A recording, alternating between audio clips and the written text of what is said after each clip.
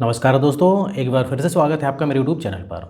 तो दोस्तों, आज की जो सच्ची घटना है ये है उत्तर प्रदेश की। उत्तर प्रदेश के जो है कानपुर शहर के ईडब्ल्यूएस कॉलोनी में एक परिवार रहता था।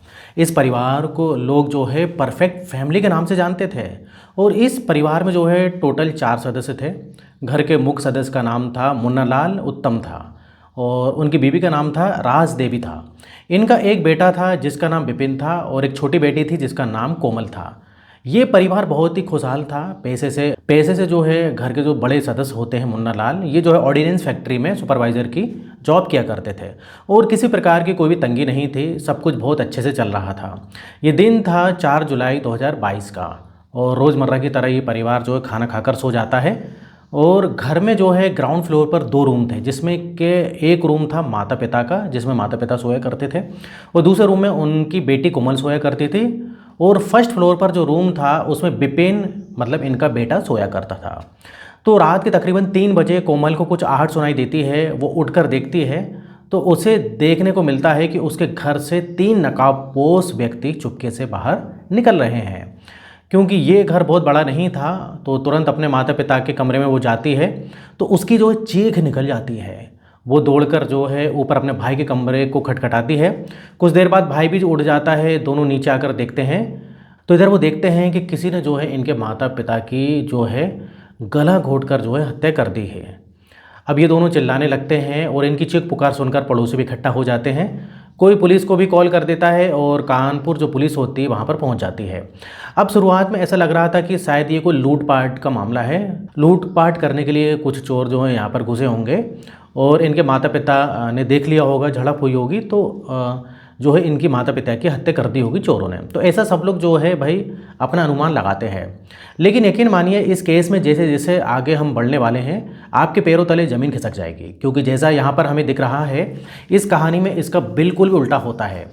तो चलिए आज के इस वीडियो में कानपुर के उत्तम फैमिली मर्डर केस के पीछे की पूरी सच्चाई हम जानते हैं। अब सबसे पहले दोस्तों, इधर जो पुलिस होती है इसको जो है लूटपाट के एंगल से ही जोड़ती है, इन्वेस्टिगेट करती है।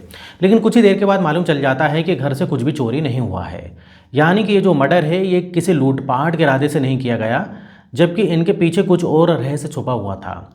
पूछताछ करने पर जो है घर का बेटा विपिन पुलिस को बताता है कि उसे अपने ससुराल वालों पर शक है। दरअसल 2017 में विपिन की एक घराने में शादी की गई थी, लेकिन शादी के बाद उसे मालूम चला कि उसकी नई नवेली दुल्हन मानसिक तौर पर बीमार है, जिस वजह से उनका डाइवोर्स का केस कोर्ट में चल रहा था। विपिन ने उसे अपनाने से मना कर दिया था और इसी के चलते विपिन के ससुराल वालों ने एक केस इनके ऊपर फाइल किया हुआ था जिसमें 50 लाख की डिमांड की गई थी, या फिर इन्हें जान से मारने की धमकी भी विपिन के जो साले होते उनको द्वारा दी गई थी। तो भाई सबसे पहला जो शक इधर पर किसका जाता है, विपिन के ससुराल वालों पर।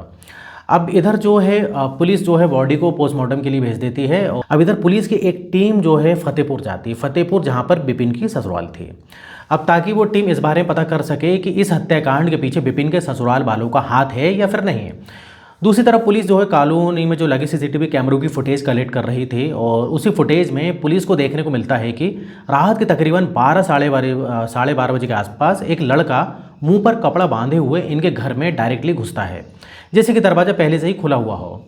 और उसके बाद तकरीबन 1:30-2 बजे के आसपास जो है वो लड़का फिर से बाहर जाता हुआ दिखाई देता है। इस बार उसके हाथ में जो है एक रेड कलर की पॉलीथीन थी जिसमें कुछ सामान उसने रखा हुआ था।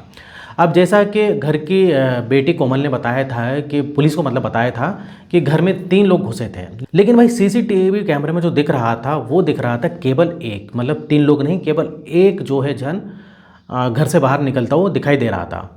अब देखिए इधर जो है 1 से 1.5 घंटे बाद वो घर से बाहर भी आ जाता है और इधर साथ ही जो है पुलिस के मन में एक और बात खटक रही थी कि क्या कोई भी ऐसा परिवार होगा जो रात को अपना मेन डोर खोलकर सोएगा, क्योंकि जिस वक्त वो व्यक्ति घर के अंदर गया था तो दरवाज़ा अंदर से खुला हुआ था। अब यहाँ पर पुलिस को जो शक है वो थोड़ा थोड़ा कोमल और विपिन की तरफ भी जा रहा था और इसी एंगल में पुलिस जो है अपनी छानबीन को अब शुरू कर देती है।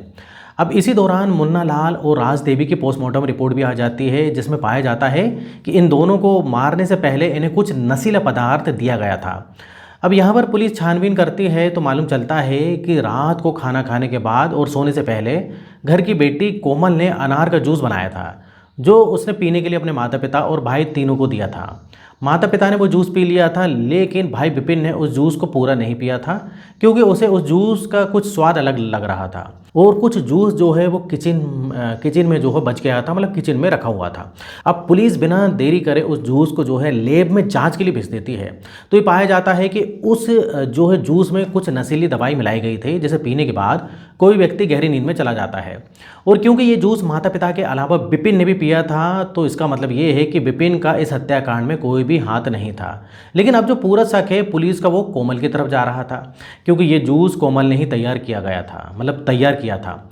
अब जो है इसी के चलते जो है पुलिस विपिन और जो कोमल होती है इनकी जो मोबाइल है, मोबाइल के जो नंबर्स वगैरह होते हैं बोले तो सीडीआर खंगालने की कोशिश करती है, मतलब किन से बात करते हैं, किन से बात नहीं करते हैं और किन से कितनी देर तक बात करते हैं। तो पूरी कॉल डिटेल्स जो है पुलिस इन दोनों की निकलवाती है। अब इधर पर दोस्तों विपिन की कॉल डिटेल्स में तो कुछ खास हाथ में नहीं आता है, लेकिन कोमल की सीडीआर जब निकाली जाती है तो पुलिस को वहाँ पर दो ऐसे नंबर दिखाई देते हैं जिन पर कोमल घंटों घंटों तक बातें किया करती थी। साथ ही जिस दिन यह हत्याकांड हुआ उस रात को तकरीबन 12 बजे के आसपास कोमल ने एक नंबर पर मैसेज भी किया था कि काम करने के लिए आ जाओ, सब तैयार है। उसके बाद ही वो लड़का घर में आया जिसने कि मुंह पे कपड़ा बांध रखा था। यहाँ पर इतना तो क्लियर हो गया था कि रात को जो लड़का घर में घुसा था उसको कोमल ने ही बुलाया था और बाकी सबूतों के आधार पर पुलिस जो है कोमल को अरेस्ट कर लेती है और जब सख्ती से कोमल से पूछताछ होती है तो वो सारा सच जो है उगलने लगती है। अब जो है वो पुलिस को ये मालूम चलता है कि दरअसल जो है मुन्ना लाल और राज देवी की बड़ी संतान विपिन था, लेकिन विपिन का जन्म होने के बाद उनके घर में कोई भी संतान नहीं हुई थी, जबकि इन दोनों को एक बेटी की आशा थी। और इसी के चलते डॉक्टर के पास जाते हैं, लेकिन डॉक्टर कहता है कि राज देवी अब कभी माँ नहीं बन सकती। इसलिए जो मुन्ना लाल और राज देवी होते हैं ये अपने परिवार में ही अपने भाई की एक बेटी को गोद ले लेते हैं, यानी कि जो कोमल है ये मुन्ना लाल के छोटे भाई की बेटी थे, जिन्हें वो बचपन से ही मतलब बचपन में ही अडॉप्ट कर लिया था। इन दोनों ने अपने बच्चों की परवरिश बहुत ही अच्छे से की थी, कोई भेदभाव नहीं किया। विपिन और कोमल दोनों को ही बड़े अच्छे स्कूल में इन्होंने पढ़ाया लिखाया और दोनों की सारी ख्वाहिशें पूरी भी की। और अब ऐसे ही समय बीतता रहा, बच्चे बड़े हो गए और 2017 में मुन्ना लाल ने अपने बेटे विपिन की शादी फतेहपुर में एक लड़की से तय कर दी। धूमधाम से शादी भी हो गई, लेकिन शादी के अगले दिन विपिन को मालूम चला कि जिस लड़की से उसकी शादी हुई है वो मानसिक तौर पर बीमार है। इसलिए विपिन ने उसे अपनी बीवी मानने से जो है इनकार कर दिया और शादी के दूसरे ही दिन वो जो है उसको घर छोड़ आया। और लड़की वालों ने विपिन और उसके पिता मुन्ना लाल पर केस कर दिया और केस करा, साथ में 50 लाख की डिमांड भी की है। अब पैसे ना देने पर जो है उन्होंने जान से मारने की धमकी भी दी। अब इसी के चलते जो मुन्ना लाल जो होते हैं, जो विपिन के पिता, वो कहते हैं कि भाई 50 लाख रुपए दे के हम इस केस को निपटा देते हैं, क्योंकि मुन्ना लाल ऑर्डिनेंस फैक्ट्री में सुपरवाइज़र थे और अपनी जो है पूरी सर्विस के दौरान इन्होंने काफ़ी अच्छी प्रॉपर्टी जोड़ ली थी। इनके कानपुर में 2 प्लॉट भी थे और काफ़ी ज़मीन भी थी, मकान वगैरह थे, यानी कि ये 50 लाख देने के लिए रेडी हो जाते हैं। और इसी दौरान इनके परिवार में एक फैमिली फंक्शन होता है, जिस फैमिली फंक्शन में कोमल और बाकी परिवार भी जाते हैं। और यहीं पर कोमल को अपने रिश्तेदारों से ये मालूम चलता है कि वो जो है मुन्ना लाल और राज देवी की सगी बेटी नहीं है, बल्कि एडॉप्टेड है। और यहीं पर इसकी मुलाकात राहुल नाम के एक लड़के से होती है, जो आर्मी में एम्बुलेंस ड्राइवर की जॉब किया करता था। इन दोनों में दोस्ती हो जाती है। ये दोस्ती बहुत जल्दी प्यार में भी बदल जाती है और इसी प्यार के चलते कोमल अपने परिवार को कहती है कि अब उसकी शादी राहुल के साथ करा दी जाए, क्योंकि राहुल एक गवर्नमेंट जॉब भी करता है और वो उससे प्यार भी करती है। लेकिन मुन्ना लाल और राज देवी कोमल से कहते हैं कि उसकी शादी राहुल से नहीं हो सकती, क्योंकि वो बहुत ही करीबी रिश्तेदार था और रिश्ते में जो है वो बोले तो कज़न लगता था, इसलिए ये शादी नहीं हो सकती है। अब पेरेंट्स जो है कोमल को शादी के लिए साफ इनकार कर देते हैं, लेकिन क्योंकि कोमल को अब तक ही मालूम चल चुका था कि वो एडॉप्टेड गर्ल है, इसलिए कोमल को ऐसा लगता है कि मुझे इन्होंने गोद लिया है, इसलिए मेरी जो खुशियां हैं वो ये नहीं देखना चाहते, जबकि अपने बेटे के लिए 50 लाख रुपए भी देने के लिए ये तैयार हो जाते हैं। यहीं पर जो कोमल के दिमाग में एक शक पैदा हो जाता है कि कहीं ना कहीं माँ बाप उससे दुर्व्यवहार करते हैं और उसे उतना प्यार नहीं करते जितना विपिन को करते हैं। साथ ही आग में घी डालने का काम कोमल का बॉयफ्रेंड राहुल भी करता है। वो कोमल को कहता है कि तुम्हारे माता पिता तुम्हें प्यार नहीं करते, वो तुम्हें प्रॉपर्टी में कोई हिस्सा भी नहीं देंगे और इसलिए वो हमारी शादी भी नहीं कराना चाहते हैं। अब ये जो कोमल का बॉयफ्रेंड था जिसका नाम राहुल था, इसके मन में भी कहीं ना कहीं लालच आ जाता है जब उसे मालूम चलता है कि कोमल के माता पिता के पास 2 से 2.5 करोड़ की प्रॉपर्टी है। तो ये कोमल को उकसाना शुरू कर देता है और कोमल के मन में भी शक पैदा हो चुका था कि भाई घर वाले उससे प्यार नहीं करते और इसलिए अब कोमल और राहुल मिलकर एक प्लान तैयार करते हैं। वैसे तो राहुल की ड्यूटी मुंबई में थी, लेकिन उसका सगा भाई जिसका नाम रोहित था वो कानपुर में ही रहता था। तो दोस्तों इधर क्या होता है कि रोहित को भी इस प्लान में शामिल कर लिया जाता है और ये तीनों मिलकर एक प्लान बनाते हैं जिसमें डिसाइड करते हैं कि ये खाने में कोई नशीली दवाई मिलाकर विपिन और माता पिता तीनों को सुला देंगे और सोते वक्त इनकी हत्या कर दी जाएगी और उसके बाद पूरा मामला निपट जाएगा। लेकिन ऐसा हो नहीं पाया क्योंकि जो नशीला पदार्थ था जो कोमल ने जूस में मिलाया था वो जूस माता पिता तो पी लेते हैं, लेकिन उसका भाई विपिन उसको नहीं पीता है। लेकिन उसके बाद भी कोमल को जो है अपना प्लान एग्जीक्यूटिव करना था। तो इसलिए 4 जुलाई 2022 की रात को जो है वो रोहित को मैसेज करके बताती है कि सब कुछ तैयार है, तुम घर आ जाओ। उसने घर का मेन डोर भी ओपन करके रखा था। रोहित नाम के लड़का सीधा घर के अंदर घुस जाता है। कोमल ने पहले से ही धारदार चाकू का इंतजाम भी कर रखा था। रोहित और कोमल मिलकर जो है अपने माता पिता की हत्या यहाँ पर कर देते हैं। लेकिन जब वो अपने भाई विपिन को मारने के लिए उसके कमरे में जाती है तो पाती है कि दरवाज़ा अंदर से बंद है और जब दरवाजे को ज़बरदस्ती खोलेंगे तो पड़ोसी को भी मालूम चल जाएगा, इसलिए वो विपिन को मारने का प्लान कैंसिल कर देते हैं। कोमल, रोहित और राहुल का प्लान ये था कि भाई जो माता पिता की हत्या का इल्ज़ाम जो है विपिन के ऊपर हम लगा देंगे और विपिन को जेल हो जाएगी और सारी प्रॉपर्टी कोमल, राहुल और रोहित को मिल जाएगी। लेकिन ऐसा हो नहीं पाता है क्योंकि कोमल यहाँ पर कुछ गलतियाँ कर देती है।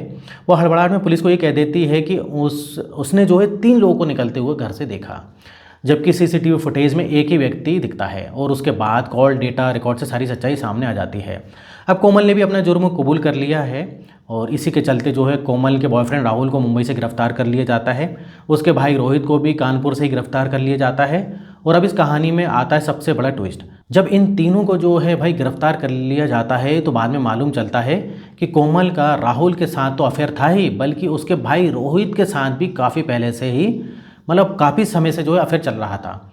तो ऐसे में दरअसल जब कोमल की मुलाकात जब राहुल से शादी में हुई थी और जब नंबर एक्सचेंज हुए थे, लेकिन उसके बाद जो राहुल है वो अक्सर अपनी ड्यूटी पर रहा करता था। तो इसी दौरान जो है उसने एक बार कोमल की बात रोहित से करा दी थी कुछ सामान पहुंचाने के लिए कहीं पर, और कोमल रोहित की भी फिर दोस्ती इधर पर हो जाती है और जो कोमल है उसने रोहित को भी अपने जाल में फंसा लिया था। यानी कि कोमल 2 सगे भाइयों को एक साथ अपने प्यार के जाल में फंसा चुकी थी और यहाँ तक कि ये भी सुनने में आता है कोमल जो है इन दोनों के साथ अवैध संबंध भी बनाती थी। अब जब राहुल को मालूम चला तो उसने अपने भाई को भी जेल में मारने की कोशिश की और फिर इन दोनों को जो है जेल में अलग अलग रखा गया। अब दोस्तों आज भी केस चल रहा है और तीनों जो है जेल में हैं। अब दोस्तों इस कहानी से साफ हो जाता है कि भाई हर चीज़ का इलाज है लेकिन शक का कोई इलाज नहीं है। तो दोस्तों ये थी आज की एक सच्ची घटना। तो आप बताइए कि इस कहानी से क्या सीखने को मिला। तो दोस्तों वीडियो इधर ही खत्म होता है और इस प्रकार की सच्ची घटना को लेकर मैं बहुत सारे वीडियो बनाते रहता हूँ। अगर आप इस टाइप से वीडियो को देखना पसंद करते हैं तो चैनल को सब्सक्राइब कर लें अगर आपने अभी तक नहीं किया है तो, और वीडियो को लाइक करना बिल्कुल भी ना भूलें। तो फिर मिलेंगे नेक्स्ट इसी तरीके के वीडियो के साथ। तो आज की वीडियो हम इधर ही खत्म करते हैं। तो यहाँ तक वीडियो देखने के लिए दोस्तों आपका बहुत बहुत धन्यवाद।